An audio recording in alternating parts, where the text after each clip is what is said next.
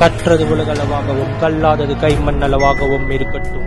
Hello everyone, எல்லாரும் எப்படி இருக்கீங்க? நல்லா இருக்கீங்களா? இன்னைக்கு நம்ம பேசப்பட்ட பையன் என்ன அப்படின்னு பார்த்தீங்கன்னா, ஒரு ஸ்ட்ரேஞ்சான ஒரு விஷயம் நடந்திருக்கு. அண்ட் அஃப்கோர்ஸ் எல்லாத்துக்கும் மேலே இது வந்து இப்போது ஓரளவுக்கு ஓகே ஆகிருக்கு. ஓகேங்களா? இட்ஸ் லைக் அந்த கேஸ் வந்து சால்வ் பண்ணியிருக்காங்க. ஒரு ரொம்ப ரொம்ப ஒரு வியர்டான ஒரு கேஸ் அப்படின்னே சொல்லலாம்.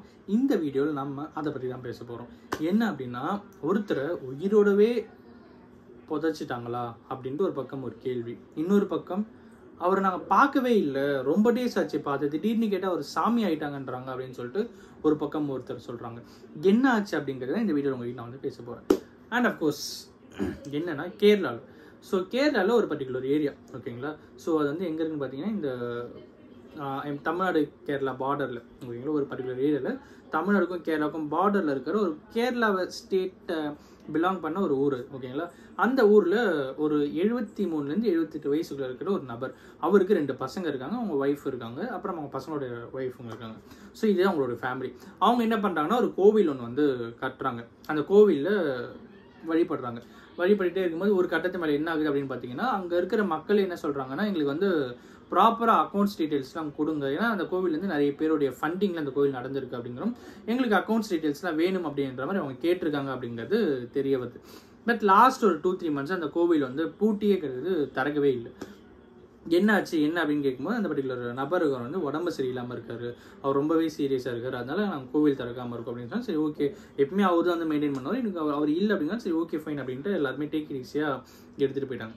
பட் அதுக்கப்புறம் தான் என்ன ஆகுது அப்படின்னு பார்த்தீங்கன்னா, ஒரு நாள் திடீர்னு பார்த்தீங்கன்னா எல்லாரும் எழுந்து வெளியே போகிறாங்க. வெளியே போயிட்டு நார்மல் கேஷுவல் டேவை ஸ்டார்ட் பண்ணும்போது ஒரு போஸ்டர் இருக்குது. அந்த போஸ்டர் வந்து கண்ணீர் அஞ்சலி அந்த மாதிரி எதுவுமே இல்லை. அந்த பர்டிகுலர் நபர் வந்து சாமி ஆகிட்டாரு, அவர் வந்து அவர்கிட்ட நீங்கள் போய் என்ன கேட்டாலும் பிளெஸிங்ஸ் கிடைக்கும் அப்படிங்கிற மாதிரியும், அவர் வந்து இப்போ உண்மையாகவே சாமி ஆகிருக்காரு அப்படின்ற மாதிரி சொல்கிறாங்க. சரி ஓகே, இறந்துட்டாரு போல், அப்படிதான் அதுதான் அப்படி போட்டிருக்காங்கன்னு சொல்லிட்டு எல்லாரும் வீட்டாண்ட போய் பார்க்குறாங்க. வீட்டில் வந்து அவருடைய டெட் பாடி இல்லை. என்ன ஆச்சு என்ன அப்படின்னு கேட்கும்போது, நாங்கள் வந்து அவருடைய கோவிலே அவர் வந்து நாங்கள் சமாதி பண்ணியிருக்கோம், அவர் வந்து இந்த இடத்த தான் தேர்ந்தெடுத்து இங்கே தான் அவர் இருக்கணும் அப்படின்னு சொன்னார். ஸோ அதனால் நாங்கள் அவர் அங்கேயே வந்து நாங்கள் கல்லறையை வச்சுருக்கோம், சமாதி வச்சுருக்கோம், அங்கே போயிட்டு நம்ம என்ன ப்ரே பண்ணாலும் நமக்கு கிடைக்கும் அப்படிங்கிற மாதிரி அவங்க ஃபேமிலி இருக்கவங்க சொல்லி, உங்களுக்கு எதுவுமே புரியல, என்ன இது ரொம்ப டேஸ் ஆச்சு பார்த்து அவரை, ஆனால் அதுக்கப்புறம் அவர் நம்ம பார்க்கவும் இல்லை, என்ன ஆச்சுன்னே தெரியலையே, இவர் உண்மையாகவே இறந்துட்டாரா இல்லைனா வந்து ஒரு உயிரோடவே உள்ள இது வச்சுட்டாங்களா அப்படின்னு சொல்லிட்டு ஏகப்பட்ட கன்ஃபியூஷன்ஸ் அங்கே இருக்கிற மக்களுக்குலாம் இருக்குது. ஒரு சிலர்லாம் கூட என்ன பண்ணுறாங்கன்னா, போலீஸ் ஸ்டேஷனில் போய் கம்ப்ளைண்ட் கொடுக்குறாங்க. இந்த மாதிரி எங்கள் ஏரியாவில் ஒருத்தர் இருந்தார், பட் ஆனால் இப்போ பார்த்தா அவர் வந்து இல்லை, அவர் என்ன சாமி ஆகிட்டாருன்றாங்க, புதைச்சிருக்குன்றாங்க, சமாதி கட்டியிருக்கோம் அப்படிங்கிறாங்க. பட் ஆனால் அவர் என்ன ஆச்சுன்னே தெரியல, உண்மையாகவே அவரை உள்ள புதைச்சிட்டாங்களா என்னன்னே தெரியலன்னு சொல்லி மேன் மிஸ்ஸிங் கேஸை வந்து ஃபைல் பண்ணுறாங்க.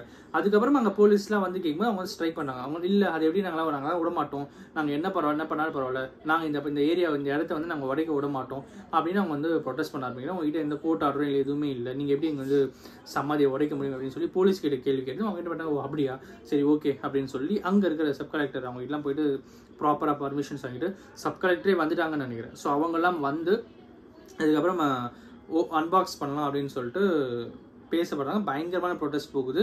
அதுக்கப்புறம் கரெக்டாக அடுத்த ஒரு 2-3 days வேறு இது போகிறதுனால சரி ஓகே நம்ம நாளைக்கு இதை பற்றி என்னென்னு டிசைட் பண்ணிப்போம் அப்படின்னு சொல்லிட்டு லாஸ்ட் வீக்கில் ஒரு நாள் என்ன பண்ணாங்க அப்படின்னு பார்த்தீங்கன்னா, அந்த சமாதியை வந்து எடுக்கிறாங்க.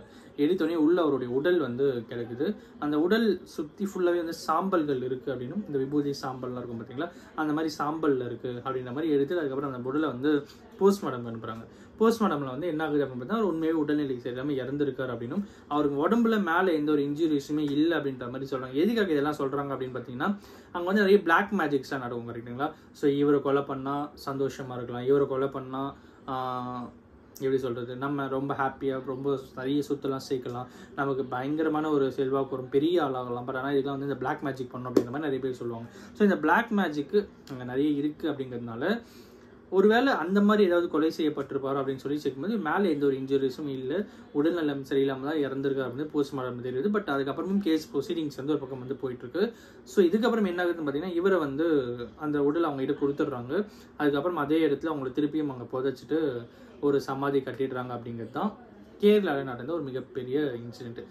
இதெல்லாம் யூடியூப்ல கேட்கும்போது நார்மலாக இருக்கும். பட் யோசிச்சு பாருங்களேன், நம்ம வீட்டு பக்கத்து வீட்டில் இருக்கிற ஒருத்தர் திடீர்னு மறுநாள் காலையில் இருந்தால் சாமி ஆயிட்டாரு அப்படின்றாங்க. அவரோட சமாதி அந்த இடத்துல இருக்குன்றாங்க.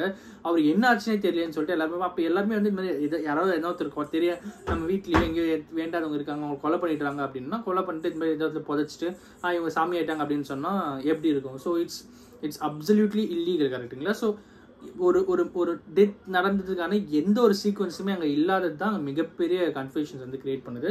அக்கம் பக்கத்தில் இருக்கிறவங்களுக்கு கூட தெரியல அவர் இறந்துட்டாரு அப்படிங்கிறது. அக்கம் பக்கத்தில் இருக்கிறவங்க கூட தெரியல.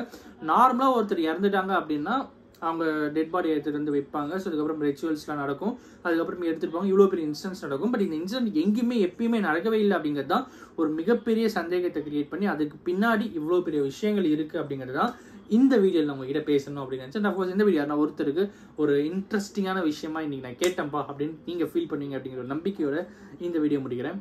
Thank you so much.